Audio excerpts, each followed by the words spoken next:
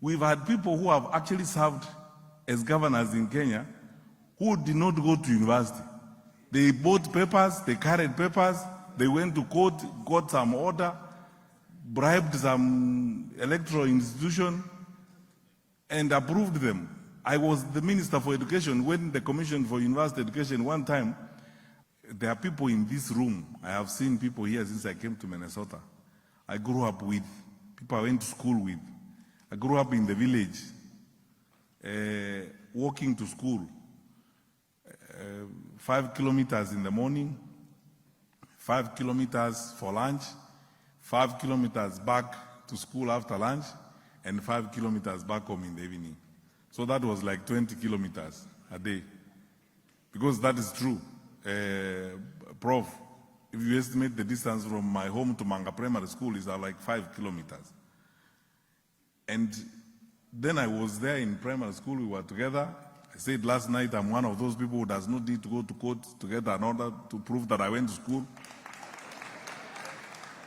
Because I'm not like some people in Kenya who claim, because when I was Minister for Education, I used to tell people, the easiest way to destroy a country is to begin with this rubbish about people who have got to go to court to look for court orders to prove that they went to school. Because if you went to school, how did you go to a school where you don't have a classmate, you don't have a teacher,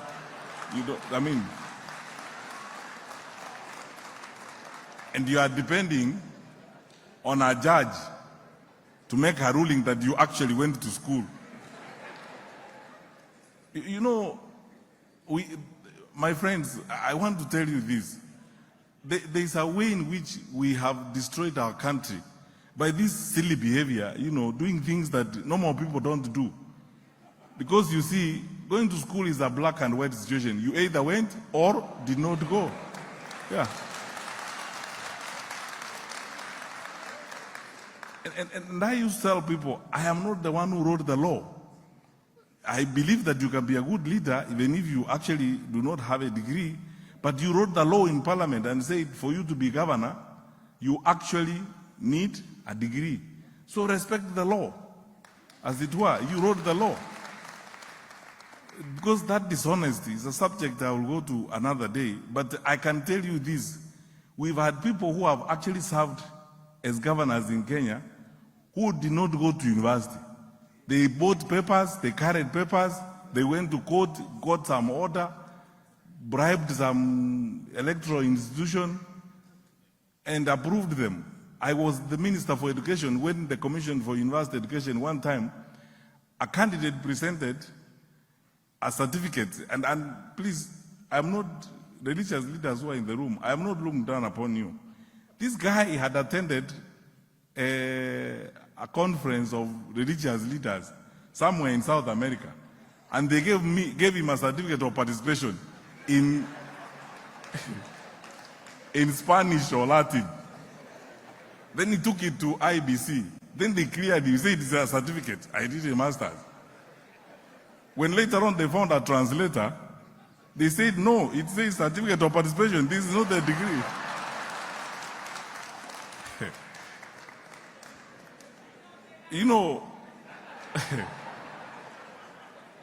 That's why I'm telling you, one candidate for position of governor presented a PhD certificate that she couldn't even defend. When someone asked her, what was your thesis on? She said, what is a thesis? How would you have, I know we are innovators in Kenya, but some innovation is it's a joke, as it were. So, my brothers and sisters, so Dr. Bogongo, that's the story of my life. Grew up with all these wonderful people you see here, Professor Otiso, going to Manga Primary School.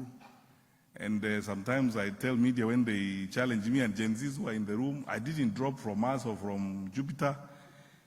And I have lived this life. Simple, what you see is what you get, straightforward, raised by parents who are, materially poor but very rich in spirit and love for us and commitment. The other day, I was telling some lawyers here in a room that and is the last thing I will say on that particular score, that one day I will tell the whole story in full length in my book when it comes out, that I would never have gone to school, or I would never have finished school without my mother. My mother is the most patient person on earth,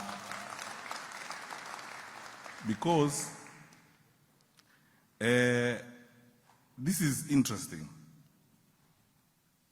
Every day between, I think, standard 1 and standard 3, every single day I went to school, I lost my pencil. I frankly don't know how it got lost, but I lost it. Kefa is here, he can testify to that. I think in climbing trees, eating guavas in Mosoti's compound, and so on, somehow, I mean, it was some miserable thing you could not manage properly. It just gets lost. I didn't know what used to happen. And my mother worked hard. I mean, I don't know anybody in this world who's more patient. She would go to the market and sell milk, sell her wares. And every Sunday come home, she would go to the market twice a month. Once a fortnight, she would be at the marketplace. Then she buys a set of pencils. And then she comes and cuts each one of them into 3. Because she knows that I am actually going to lose that one. And every single morning, I don't know anybody more patient than that. Every single morning, she would sharpen one for me to go with to school. She tried all gymnastics to help me keep the pencil, including creating a hole here, on your collar. She cut my shirt and created a hole and told me, listen very carefully, when you're finished writing, put it back in there. When you climb the tree, it will not get lost. It will still be there. But I still lost it. I don't know. It still got disappeared. But there's no day I went to school without a pencil. She even made some string, made some marks around it, and tied the string and tied it around my neck and said, look, it will not get lost now. Even if you run, it will still be there. So come back with it in the evening. There's no day I went back home with a pencil. So that is how we grew up. I think the problem was, Kefa, as you remember, is the wavas in Mosoti's compound that were a problem.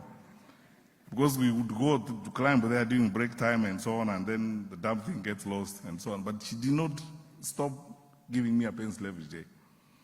So we are humble. That's why when we discuss these things about the leadership of our country, about the future of our country, that we are moving forward, we mean it. I mean, it's from here. And now, I will dedicate the next few minutes of my speech to the serious stuff, away from my troublesome pencil. Good people, about a year and a half ago, when I was about a few weeks old at the bank, I met a group of young economists, Kenyan young economists at the bank, just pumped into me as we were having tea.